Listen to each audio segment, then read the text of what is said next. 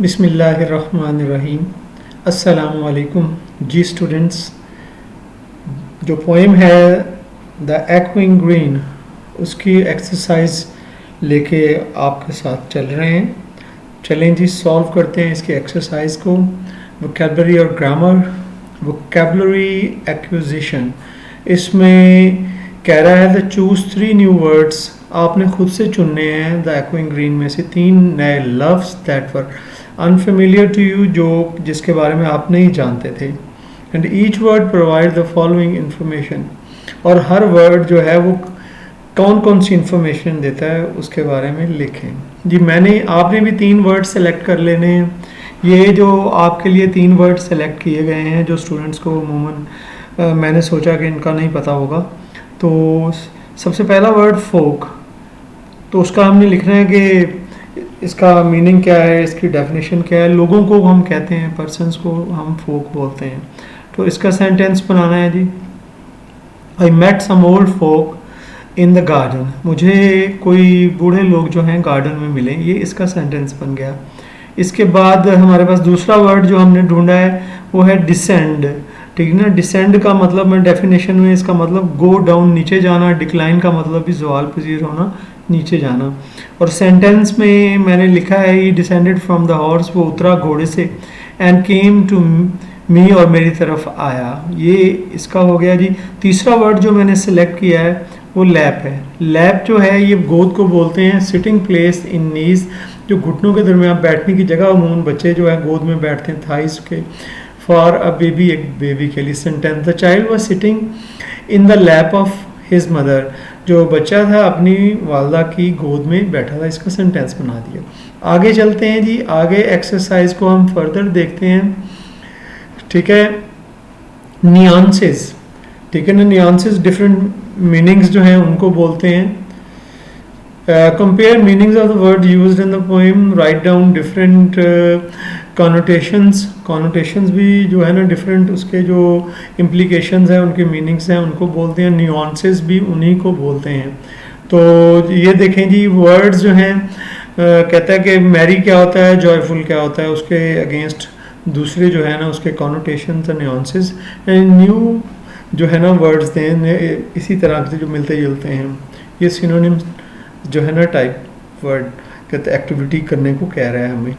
देखें जी, मैरी क्या मतलब होता है खुशी। हमने इसके लिए जो है इसके न्यूआंसेस में हैप्पीनेस और फेस्टिविटी, ये दोनों खुशी के लिए इस्तेमाल होते हैं। और इसी तरह जॉयफुल जो है ये जो एडजेक्टिव होता है, तो जॉयफुल के लिए ये भी खुशी जो दे, जो है चेयरफुल और ब्लिसफुल, ये दोनों इसके लिए इस्तेमाल हो सकते हैं। ठीक है, इसलिए। और वो वेरी और टायर्ड, ठीक है ना, ये कह रहा है। तो वेरी के लिए जो न्यूआंसेस हैं, इसका अदर वर्ड मैंने जो दिया है एग्जॉस्टेड और फटीग दे दिया है। और टायर्ड के लिए मैंने थका हुआ, लेथार्जिक, उसको कहेंगे डाउन भी, जो जिसका बिल्कुल जो है ना ठंडा हुआ पड़ा हो, यानी कि थका हुआ हो, ये डाउन भी इस मीनिंग में आता है।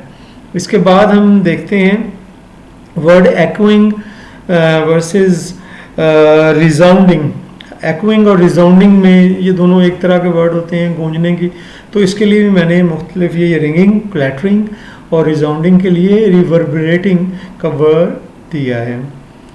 आगे जी वो आपको कह रहा है कि जो है ना ऑक्सीमोरोन, इसके बारे में बता रहा है आपको।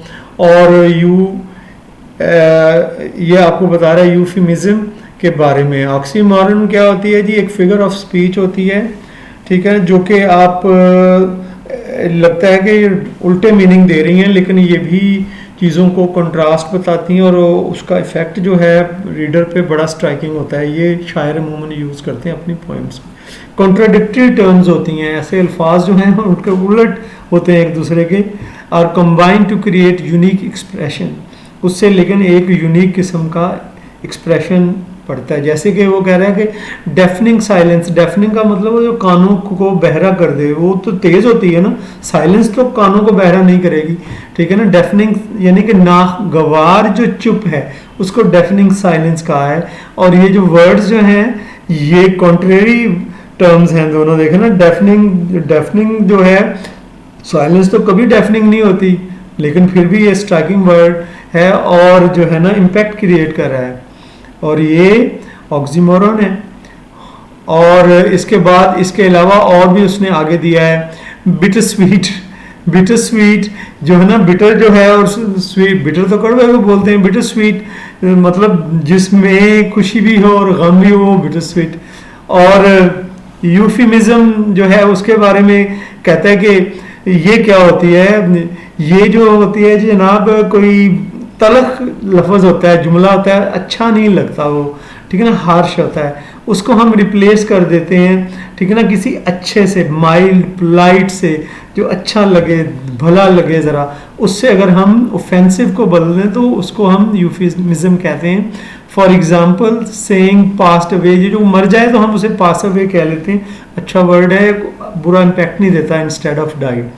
तो इसी तरह से वो कहता है कि आप जो है नीचे वो ऑक्सीमोरन के बारे में कह रहा है कि वो जो है मुझे दें, शी लुक्ड एट हिम, इसको ढूंढे भी और जो है जी बताएं भी। वो कहता है he look at him with a cold fire in her eyes. देखें कोल्ड फायर, ये कभी फायर, आग भी कभी ठंडी होती है नहीं, ये जो है ना ऑक्सीमोरन है, और उसकी ढिंगना आंखों में गुस्सा है, ठीक है ना, लेकिन वो गुस्से का वो इजहार नहीं करता, दबा हुआ गुस्सा है, उसको उसने कोल्ड फायर कहा है, ठीक है ना, हिडन हेटफुल फीलिंग्स इसका मीनिंग है कोल्ड फायर का, ठीक है ना। ये ऑक्सीमोरन है जो कि इस जुमले में इस्तेमाल किया गया है। इसके बाद आगे हम देखते हैं सेकंड जुमले में, देखें his explanation was a definite may be, उसका जो उसने बताया है वो यकीनन बात वो थी, गालिबन, आगे उसने गालिबन कह दिया मे बी। अब यकीनन और गालिबन दोनों एक दूसरे के उलट हैं, ठीक है ना। वो कहते हैं कि बात इंपॉर्टेंट भी थी लेकिन उसमें थोड़ा सा डाउट भी था, ठीक है ना, तो इसलिए वो शक शुबा करते हुए मान रहा है, तो ये ऑक्सीमोरन यूज़ किया, डेफिनेट में भी ये है, और अटेस्ट विद डाउट, किसी चीज़ की तस्दीक करना लेकिन शक के साथ। और जो cake was bitter sweet reminder of old memories, जो केक है देखे ना, वो कहता है कि ये मुझे कहता है कि जो माजी में जो खुशी और गम दोनों का जो है ना इसका खाना जो है मुझे रिमाइंड करता है, बिटर स्वीट रिमाइंडर। ये जो बिटर स्वीट का है ऑक्सीमोरन है, अनप्लेजेंट बट डेयर, कोई चीज़ जो है अच्छी ना लगे लेकिन फिर भी दिल करेगा इसको कर लो, ठीक है जी। इसके बाद हम चलते हैं और देखते हैं the living dead roamed in the city in horror movie. ये हॉरर मूवी में लिविंग डेड होते हैं जो मर जाएं, बाद में उनको आर्जी ज़िंदगी अता होती है, उन्हें फिर दर्द नहीं होता, वो डराते हैं, ठीक है ना। ये लिविंग डेड भी एक ऑक्सीमोरन है, ठीक है ना, ये यूज़ हुआ है इसमें, मीनिंग अलाइव आफ्टर डेथ, ऐसी चीज़ जो कि मौत के बाद फिर से ज़िंदा कर दी जाए। आगे जी हमने ऑक्सीमोरन तो यूज़ कर लिया, ठीक है ना, यूफिमिज्म हमने यूज़ करना है, ठीक है ना। हमने हार्श टर्म के बदले में पोलाइट टर्म जो है वो लानी है। हार्श टर्म जो है वो तलख सी टर्म है, उसके लिए उम्दा सी टर्म हमने रखनी है। देखें जी द कंपनी फायर्ड होता है किसी को निकाल देना, ये बैड इम्पैक्ट क्रिएट करता है, वर्ड हार्श है, तो उसके लिए हम फायर्ड की बजाय अगर हम डाउन साइज का वर्ड यूज़ कर लें ये अच्छा है। और इसके बाद ये old man died peacefully in his speech, died नहीं हम यूज़ करते, हम डाइड के लिए जो है ना पास अवे का भी वर्ड यूज़ कर सकते हैं, किक द बकेट, ये भी मर जाने के मीनिंग में है। इसी तरह से आगे हम देखते हैं जी, आगे हमारे पास वर्ड आ रहा है she always been a bit lazy when it comes to house work.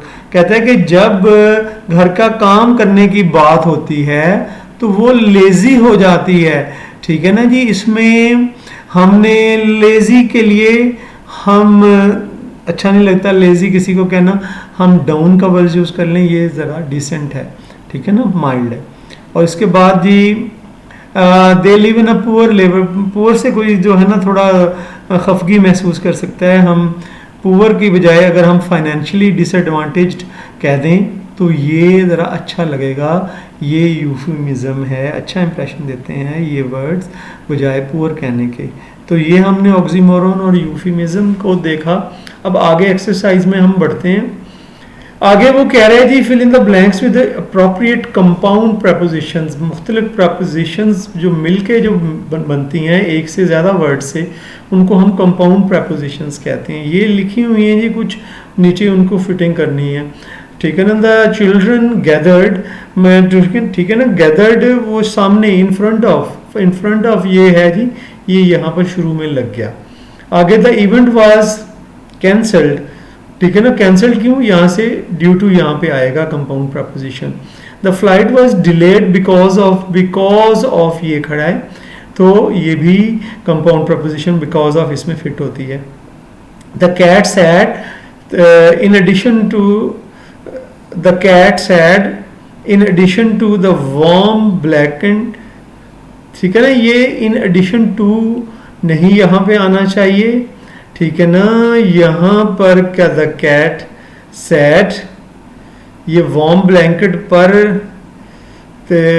चलें जी, इंजॉइंग द सनलाइट, ठीक है ना। हम नेक्स्ट टू इसके बजाय, इन एडिशन टू की बजाय नेक्स्ट टू की प्रपोजिशन यहाँ पे लगाएंगे, ये गलती से लगी है बेटा, ये इसको सही कर लीजिएगा, ठीक है ना। द कैट सैट, बिल्ली बैठी थी next to the warm blanket, ठीक है ना, वार्म ब्लैंक की, enjoying sunshine. The cafe open, ये भी नेक्स्ट टू इसमें भी लगा लेना, वो दुकान जो थी वो ओल्ड बुक स्टोर के नेक्स्ट टू थी, उसके बाद में ये भी यहाँ नेक्स्ट टू लगाएंगे। They she solved the problem by means of a detailed analysis, ठीक है ना, उसने मसला हल कर लिया क्योंकि उसने डिटेल्ड एनालिसिस किया था, बहुत गहरा तज्जिया किया था डाटा का, ठीक है ना। बाय मीन्स ऑफ की कंपाउंड प्रपोजिशन यहाँ पर लगनी है, ये है। और इसी तरह से ये अकॉर्डिंग टू की जो प्रपोजिशन है यहाँ पर लिखी नहीं है, मैंने खुद से ऐड की है, और क्योंकि ये जो लिखी हुई हैं वो इसमें मिसफिट थी, फिट नहीं आ रही थी, ठीक है ना। यहाँ पर ये इन एडिशन टू भी लगा लें तो तभी, in addition to the new policy all, नहीं ये नहीं यहाँ पे आएगी, अकॉर्डिंग टू ही हम यहाँ पे लगाएंगे तो वो ही सही होगी। इन एडिशन टू यहाँ पर भी मिसफिट है, यहाँ पर अकॉर्डिंग टू ही जाएगी, लेकिन इसने ये दी नहीं हुई, इसलिए मैंने अकॉर्डिंग टू पहले यहाँ पे ऐड किया है और फिर इसको इसमें लिखा है। आगे चलते हैं बेटा, आगे एक हमारे पास रह गई है, the package was delivered along with the note of apology, packet जो है वो दे दिया गया और उसके साथ एक तहरीर भी थी माजरत की, ठीक है ना। यहाँ पे अलॉन्ग विद की आप प्रपोजिशन, कंपाउंड प्रपोजिशन यूज़ कर सकते हैं। देखें अलॉन्ग विद की प्रपोजिशन यहाँ पर क्या मौजूद है, ये यहाँ पे मौजूद है, तो हमने ये यूज़ कर ली। अब हम मज़ीद आगे बढ़ते हैं, आगे देखते हैं कि हमारे पास इसमें फर्दर क्या है। आई थिंक बेटा योर एक्सरसाइज इज़ ओवर, मुझे दुआओं में याद रखना है। इंशाल्लाह हम अब आपके नए लेसन जो कि है आपका टीम मून, इसके साथ फिर जुड़ेंगे। मैं इसकी ट्रांसलेशन आपको करवाऊंगा, क्वेश्चन आंसर्स का सिलसिला चलता रहेगा। दुआओं में याद रखिएगा। फ़ी अमानिल्लाह।